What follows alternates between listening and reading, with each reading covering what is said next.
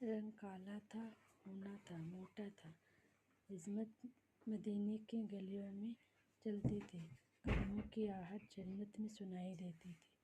سیدھا پل جتنا، جو میرا ذکر سے منہ موڑے، گاتے ہوئے اس کی زندگی سکون چھین لوں گا۔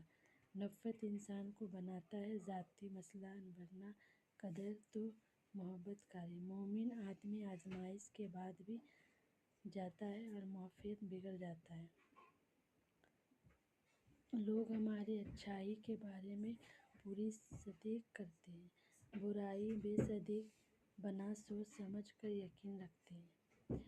تمہارا سب سے بڑی ایت پتہ ہے کیا ہے؟ تم بدلو نہ بدلو، معاف کرو دو اسے جس نے تمہیں۔ اسلام اتنا خوبصورت مذہب ہے، صرف مسکرا کر آپ کو ثواب ہے۔ انسان جس سے سب سے زیادہ محبت کرتا ہے، اللہ اسے کے ہاتھوں سے توڑ دیتا ہے۔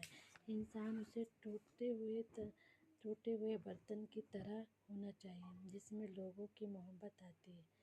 زندگی بہت مفید ہے، جب سمجھ میں آنے لگتی ہے تو دنیا رہنے کا وقت بہت کم ہو جاتا ہے، کیونکہ بھول جاتے ہیں کہ تم جسے مانگ رہے ہو وہ کانٹے کے سائے میں مچھر ہے، اس کی عبادت کرتے ہیں۔ برائی کی طرف نفس دوڑا جاتا ہے، نیکی کی طرف اسے کھیل کر لاتا ہے۔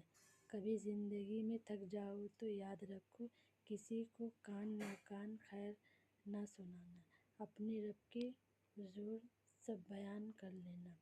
آنسوؤں کی قدر نہ کرو، نعمت کا شکر ادا کیا کرو۔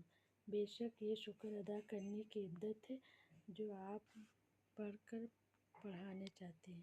کبھی کبھی انسان لڑتے تھک جاتا ہے۔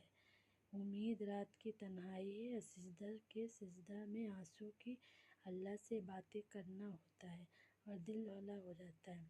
آنسو کا کوئی رنگ نہیں ہوتا، ورنہ صبح اجالا اور رنگین سب کی راہ کھول دیتا ہے۔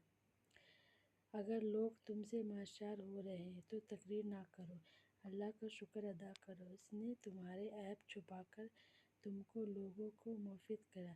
اچھے انسان کا مطلب یہ نہیں ہوتا ہے کہ بس درد ہو جاتا ہے۔ ان لوگوں سے جینا سیکھو جن کی پتہ ہے محبت کیا ہے، جو سال ضرورت مند ہر رات سجدہ میں روتے رہتے ہیں، دعا کرنا، یا اللہ میری امت کو بخش دے۔ نفس وافیہ رنگ اڑ جاتا ہے، مجھے خود سے زیادہ میرے رب جانتا ہے۔ صبر مت